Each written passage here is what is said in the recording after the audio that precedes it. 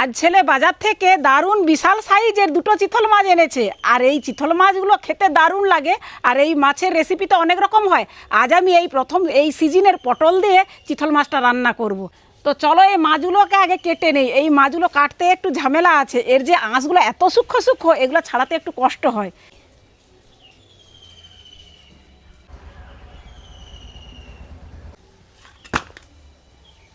মাছগুলো একদম চকচক করছে, একদম যেন পুরো যেন রূপাই দিয়ে ঢাকা।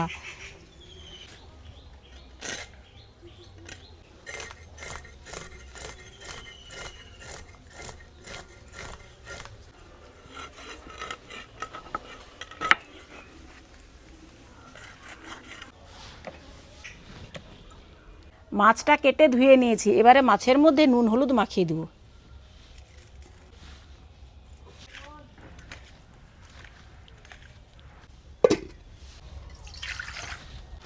এবারে আলু পটলটা কেটে নেব। পটলগুলোকে একটু লম্বা লম্বা করে কেটে রাখবো, এই রকমভাবে কেটে নেব। আলুগুলোকেও লম্বা লম্বা করে কেটে ধুয়ে নিলাম। মশলার মধ্যে আদা রসুনটা বেটে নেব, আর 4টা শুকনো লঙ্কা।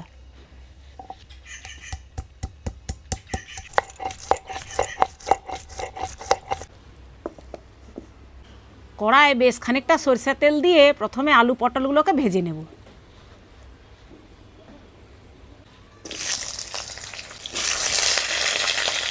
অল্প নুন হলুদ দিয়ে দিই।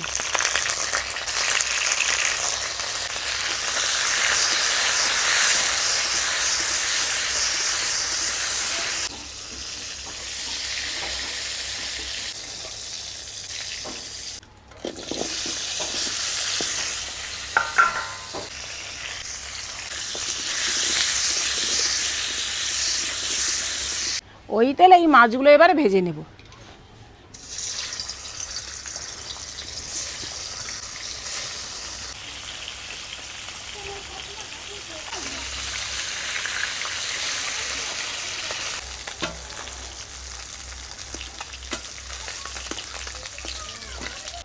ওই তেলে দিয়ে দেবো একটা তেজপাতা, 1 চামচের মতো জিরা। এই জিরা তেজপাতাটা তুলে রাখবো। আরও একটু তেল দিয়ে দিব। ওই তেলে দিয়ে দিব পেঁয়াজ কুচি, দিয়ে দিব স্বাদ মতো নুন,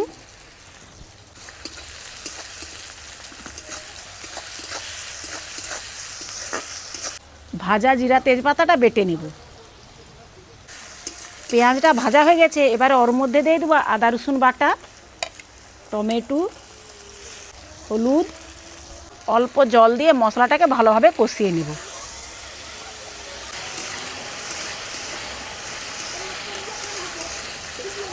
মশলাটাকে খুব ভালোভাবে কষিয়ে নেব তেল ছাড়া পর্যন্ত।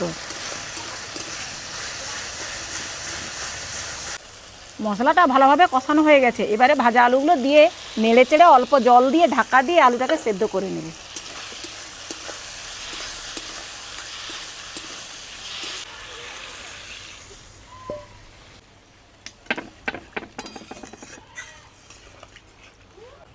আলুগুলো 3 ভাগ সেদ্ধ হয়ে গেছে, এবারে ওর মধ্যে দিয়ে দিব ভাজা পটল।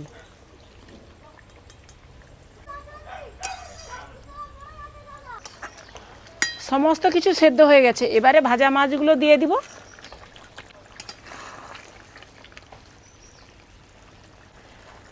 আর জিরা তেজপাতাটা বেটে নিয়েছি, এইটা এবার দিয়ে দিব।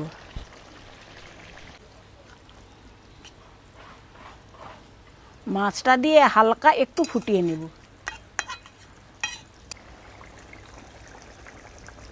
মাছের তরকারিটা হয়ে গেছে, এবার নামাবো।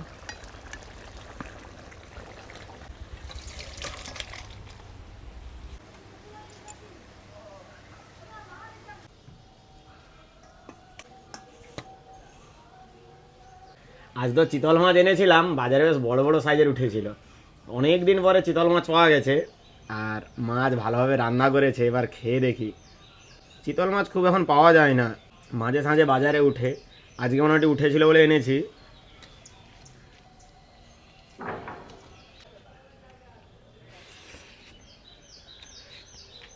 দুর্দান্ত স্বাদ হয়েছে, কিন্তু একদম দারুণ বেশ খেতে লাগছে। এবছরের পটলগুলো এই প্রথম আনা হয়েছে, কিন্তু পটলটা বেশ খেতেও ভালো লাগছে, প্রথম যেহেতু খাচ্ছি তো ওই বছর। আর রান্নাটা কিন্তু না সুন্দর হয়েছে। এর আগে তো আমরা চিতল মাছের কালিয়া বা তেল ঝাল খাওয়া হয়েছে, আজকে যে সবজি দিয়ে রান্না করেছে সত্যি একদম দারুণ লাগছে। এইভাবে একবার তোমরাও একবার বানিয়ে খেয়ে দেখবে, বেশ দারুণ লাগে খেতে।